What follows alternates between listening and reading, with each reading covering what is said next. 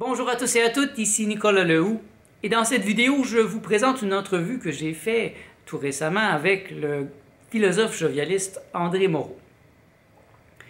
Je l'ai amené à réfléchir sur le thème du Christ, de l'état du Christ en particulier, et par là même de l'état du grand jovialiste, dont probablement la majorité d'entre vous n'ont pas entendu parler, si vous n'avez pas lu l'œuvre d'André Moreau. Mon questionnement, est-ce que c'est un questionnement? C'est plutôt une impasse. Je vis dans un monde transcendentaliste qui m'amène sans cesse à sortir de moi-même, à m'oublier. Par exemple, la majorité des gens croient encore à un Dieu qui est extérieur à eux. Dire que je suis Dieu est un blasphème pour la majorité des gens. Et mes lectures récentes de l'œuvre de Daniel Meroy, entre autres le livre secret de Yeshua, qui m'ont amené dans l'univers, dans la pensée de Jésus, et j'ai pu voir comment il est devenu le Christ, mieux comprendre. Mais voilà, c'est un langage de transcendance sans cesse qui revient. Donc Jésus reçoit un adombrement, donc il le reçoit. Il est adombré par le Christ. L'adombrement est comme une possession, un phénomène de possession, de chevauchement, dans le bon sens du terme. L'adombrement se fait sur un grand maître réalisé, un avatar qui accepte ça. Et ce que j'essaie de faire, c'est le lien entre ça, qui me tire vers la transcendance, et la pensée immanente de laquelle je viens, parce que j'ai passé les 10 dernières années à étudier et à mettre en pratique, à vivre le jovialisme auprès d'André Moreau.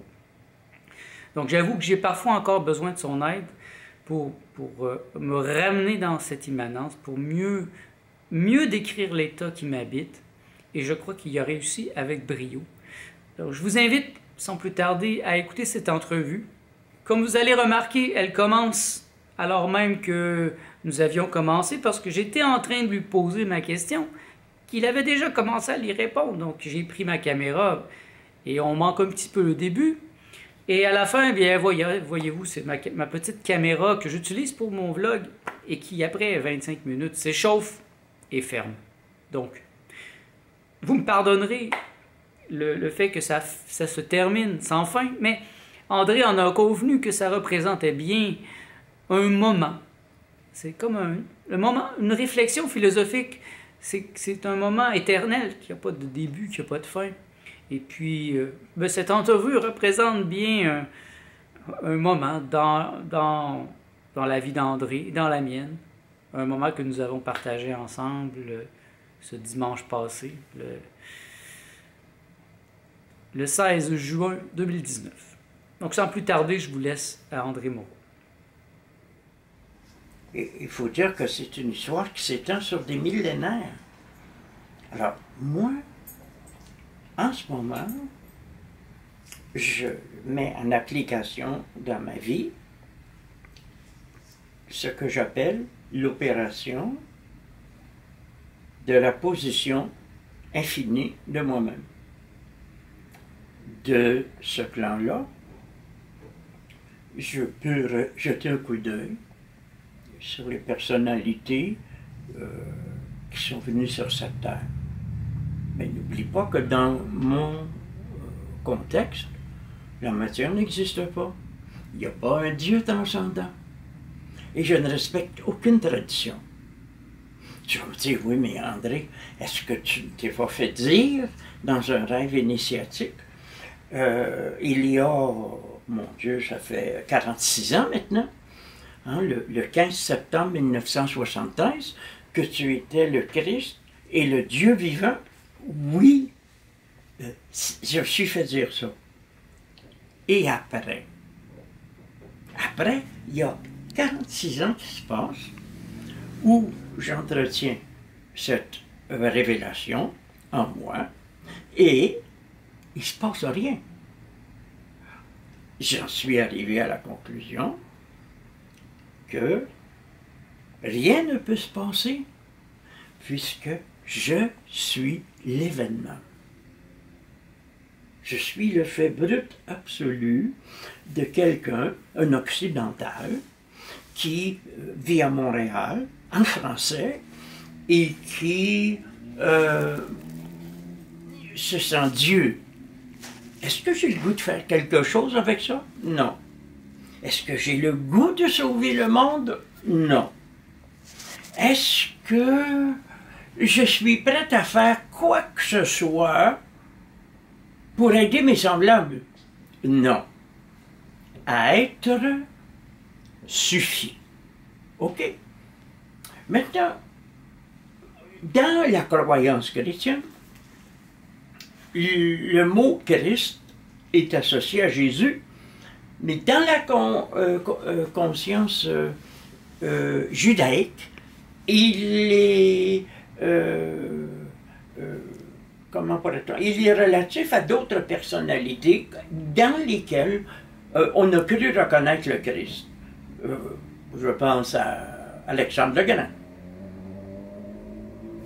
Et je pense à d'autres personnalités, peut-être Jérémie ou Moïse. Mais moi, je suis un expert en rien, sauf sur moi-même. C'est de l'honnêteté complète, là. Moi, je ne me sens pas qualifié pour parler de Jésus, mais je peux parler de l'état de Christ. Je ne pense pas que ce soit nécessairement l'état final, puisque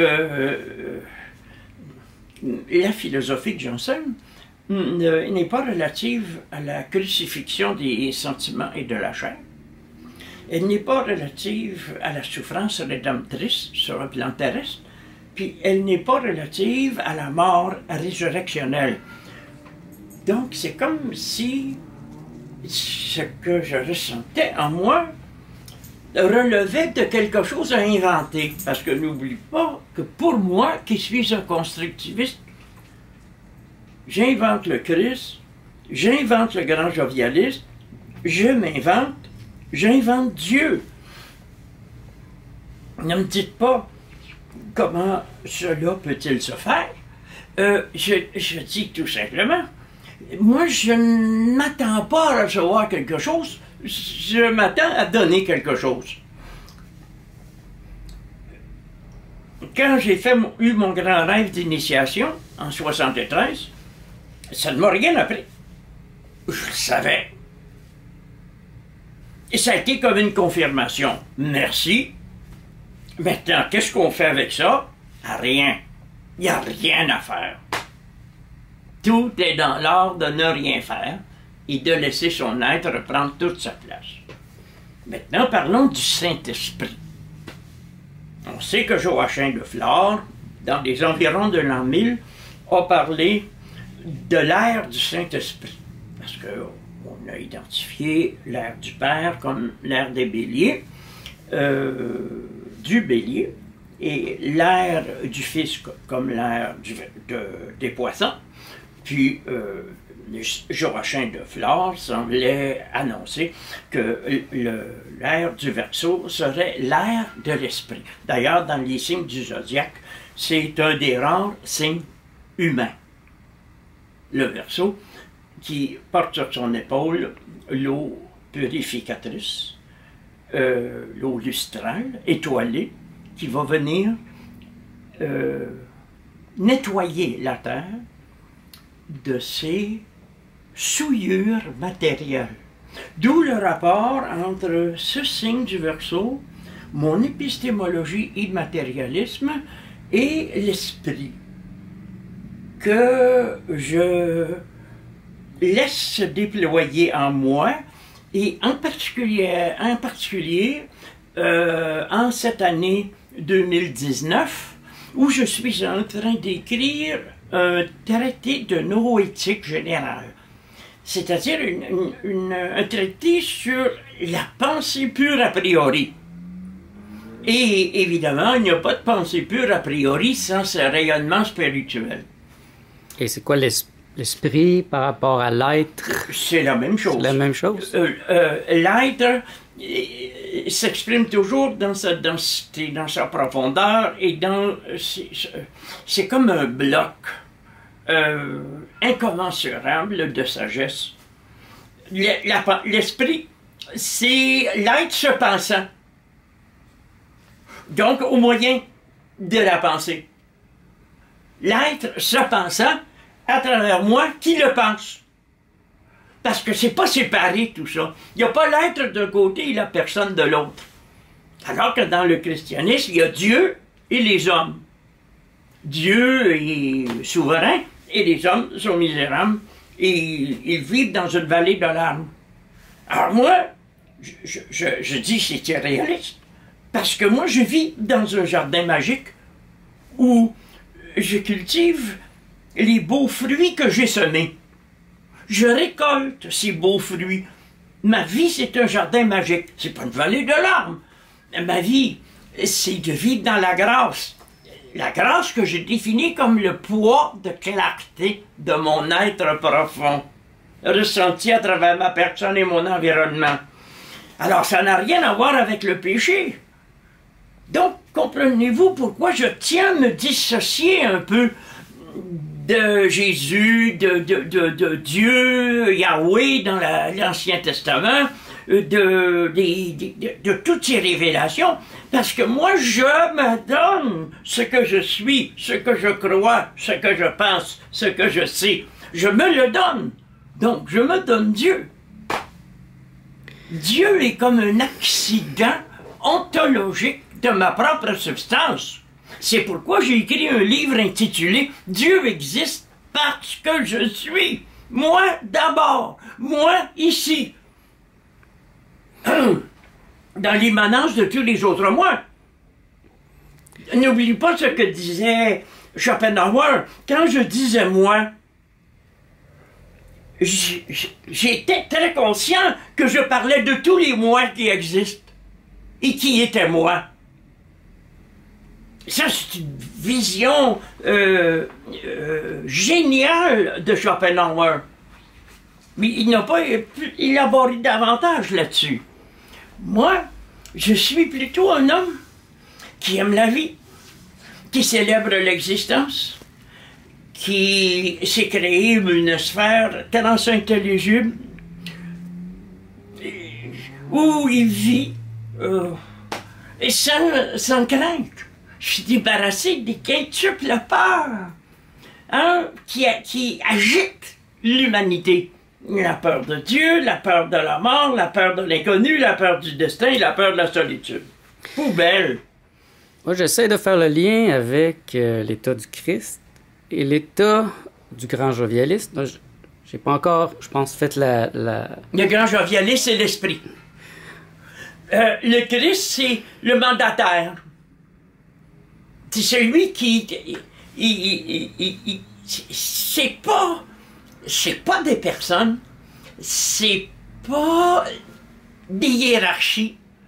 Et dans mon système, il n'y a pas de causalité. Par exemple, dans l'œuvre de Daniel Meroy, quand il raconte l'histoire de Yeshua, Jésus a seulement porté le Christ pendant peut-être 4-5 ans, jusqu'à temps qu'il meure. Et là, il est pas mort. Il est redevenu Jésus, le maître de sagesse. Est-ce que dans ton cas, il y a quelque chose... Parce que j'étais trop jeune quand toi, tu as reçu ce message, ce rêve. Et puis, ben, t'étais pas né. Non, et puis t'avais un incroyable pouvoir. T'étais à la télé, tu parlais beaucoup. Et ce que j'ai entendu, des fois, les quelques entrevues, ta voix était très différente. On dit que Jésus, quand il était investi... Daniel Meroy, quand il parle de Jésus, qui était investi, ou ses élèves, sa voix changeait, il y avait quelque chose qui changeait. Oui, mais c'est comme si je te disais, lorsque je laisse mon être s'exprimer, c'est sûr que le ton est différent de celui de tous les jours, quand je parle à mes compagnes, quand je prends un verre de lait au chocolat. Il n'y a pas que les ésotéristes qui s'intéressent à l'exégèse biblique qui parlent en ces termes-là. Même le célèbre psychanalyste Carl Gustav Jung parlait de la personnalité numéro 2 et de la personnalité numéro 1. La personnalité numéro 1 était menée par un ego corporel, fonctionnel, insécure et recherchant le pouvoir et l'argent. La personnalité numéro 2 représentait une personnalité délivrée, une personnalité... En fait, il représentait la personnalité numéro 1 délivrée. Comme l'être n'est rien d'autre que la personne passée à l'être, à l'infini. Ce n'est que ça. Donc, dire qu'il y a un investissement à moi, quand je parle à la télévision, n'est pas conforme à une compréhension immanente que j'ai de mon vécu. Tu as parlé de l'investiture éthique, c'est autre chose? L'investissement éthique, c'est moi qui le fais. Je ne suis pas l'objet d'un investissement éthique. Donc, quand Jésus disait le Père, toi, je dis l'être. Tu dis l'être.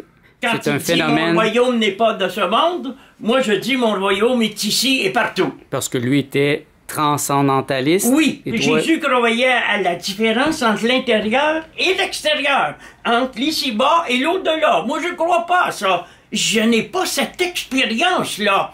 C'est à croire que Jésus est un personnage modèle, inspiré de la Bible, et qu'il a été conçu selon des patterns traditionnels, comme si une équipe l'avait inventé.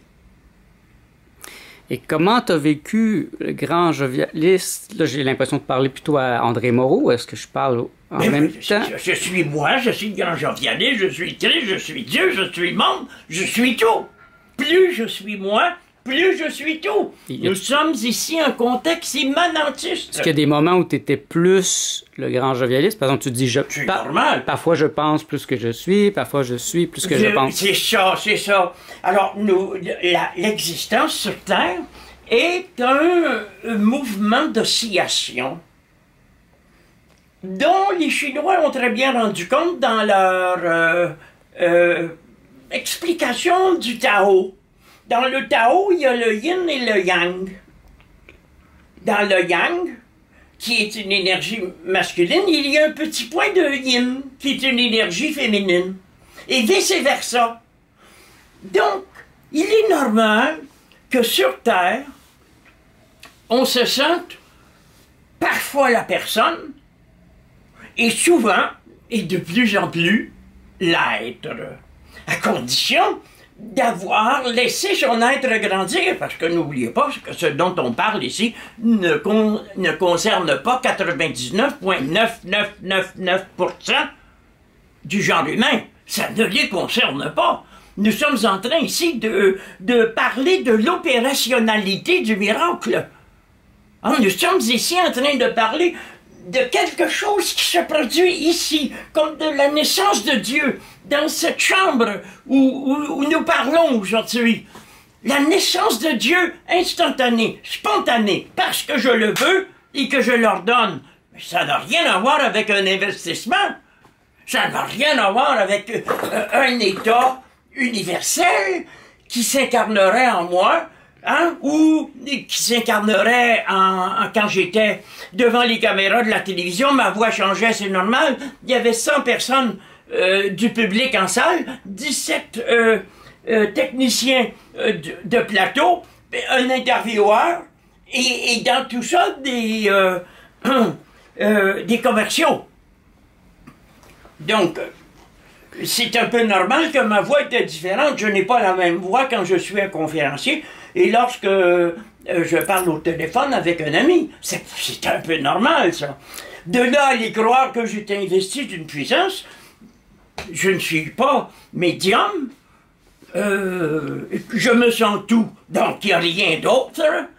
Et toi-même, en ce moment, par rapport à ma substance, tu es une modification périphérique d'un ensemble où nous échangeons en tant que personne dans l'immanence de la pensée. C'est tout simple, c'est seulement ça. Donc, je reconnais qu'il puisse y avoir des transcendances. Par exemple, en ce moment, ma voix transcende ma pensée. Elle va vers toi. Hein? On pourrait presque dire que les valeurs humaines transcendent les conditions sociales où elles s'incarnent, mais le mot transcendant dans ma pensée n'est jamais employé dans un sens absolu. Ben, il n'y a pas de Dieu quelque part. Là. Mettons que moi j'ai accès à ton journal. Y a-tu des époques où tu dirais que c'était plus le grand jovialiste qui était présent qu'André Moreau, le philosophe? Non, parce que c'est pas arrivé d'un seul coup, ça. Hein? Quand je t'ai dit que j'avais eu une initiation en 1973 et qu'elle ne m'avait rien appris, si ce n'est ce que je savais déjà, il faut tenir compte de cette question. Comment André pouvait-il savoir déjà ce qu'on lui annonçait? Ben, c'est pas compliqué. C'était un enfant conscient. Je me suis donné des parents qui sont allés dans le sens de ma vocation dès 7 ans, l'âge de 7 ans. Ma mère m'a pris sur ses genoux et il m'a dit « Mon fils, tu es surnaturel. » Puis bien sûr, ça allait de soi, je l'ai cru. La voisine disait à son enfant « T'es un petit cocombe, puis tu vas aller vendre des pinottes au forum. » Ben, il l'a cru lui aussi. Alors, tu sais, puis tranquillement, ben, j'ai eu une éducation très spécialisée. Qu'un enfant de 12 ans apprenne le latin et le grec au 20e siècle, c'est quand même pas fréquent. Mais à l'époque du cours classique, c'était possible. Alors, par la suite, j'ai eu ma révolution de mes 18 ans, quand je me suis dit, je devrais m'occuper de moi-même mieux que ça, là. Et je devrais envoyer paître toutes ces exigences académiques. C'est là que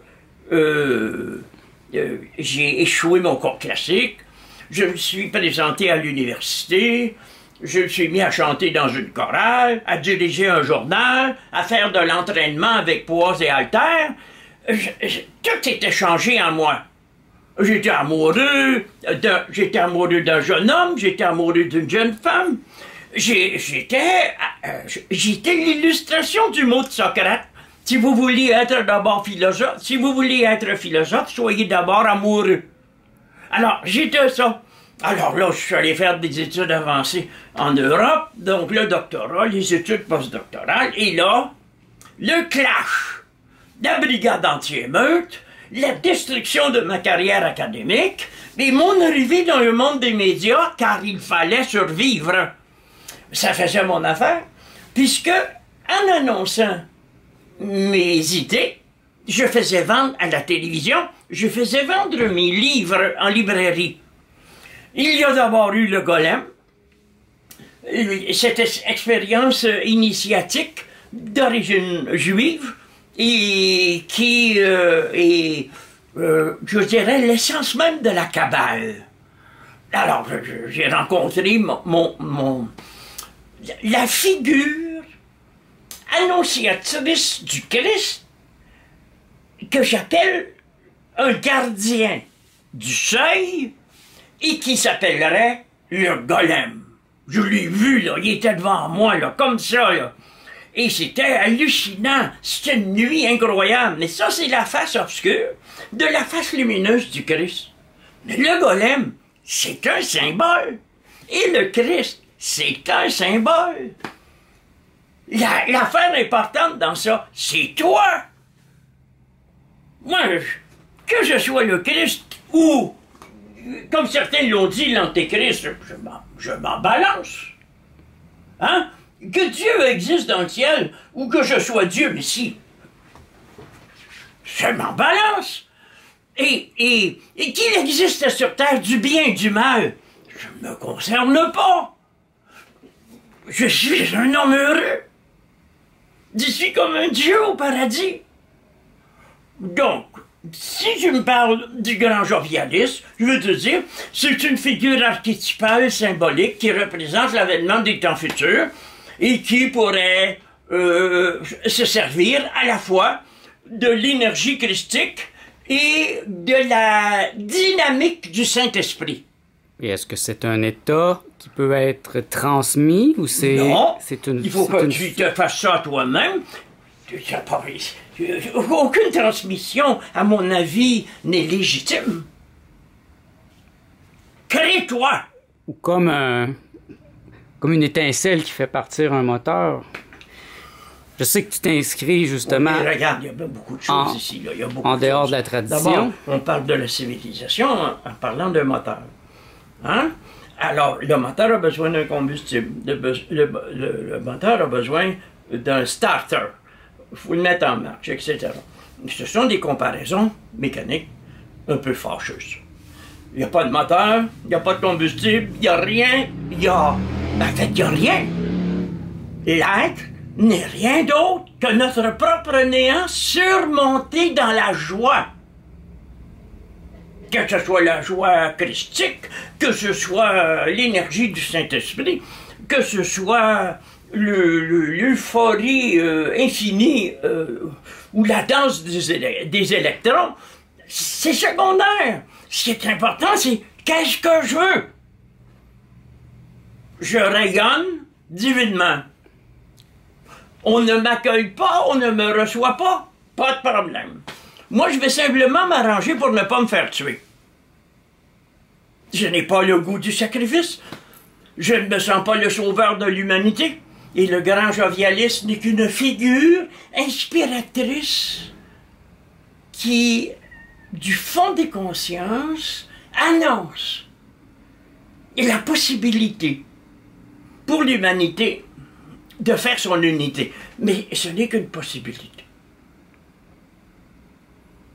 Si je reviens dans le langage de la transcendance, comme Jésus a incarné le Christ. Oui. Dans ton cas... Il n'y a rien de ça. Il n'y a rien de ça. Moi, je me donne tout. Je me donne le Christ, je me donne Dieu, je me donne la vie, je me donne la folie créatrice, je me donne l'imagination, je me donne la vie, c'est facile. L'effort est le signe de l'erreur. Mais le grand jovialiste, est-ce que... Bon, est-ce que c'est un logos qui serait comme une conscience... comme... Même toi, tu as de la misère à l'exprimer dans les termes de la transcendance. Ouais. Le grand jovialiste n'est que un archétype de lumière dominant une époque et qui annonce la possibilité pour l'humain d'une unité. Comme je l'ai suggéré dans mon grand traité sur le matérialisme en disant qu'au principe de Descartes, je pense donc je suis, nous devrions substituer un principe élargi. Nous pensons, donc nous sommes. Tout simplement. Le grand jovialiste apporte un élargissement. Et encore, c'est la possibilité d'un élargissement. Les entreprises terrestres sont vouées à la faillite. Les grands maîtres qui sont venus sur Terre ont été soit assassinés ou emprisonnés ou disqualifiés. De toute façon, leur présence sur la Terre est un échec. Et ça s'annonce exactement de la même façon pour moi. Et on s'en fout! Si par exemple le Christ est venu faire un déblocage de l'humanité... Mais il n'y a pas eu de déblocage. C'est un échec. Le Christ, pour les chrétiens, c'est Jésus. Pour moi, c'est Moreau. Mais, puis encore, c'est dans un contexte immanent.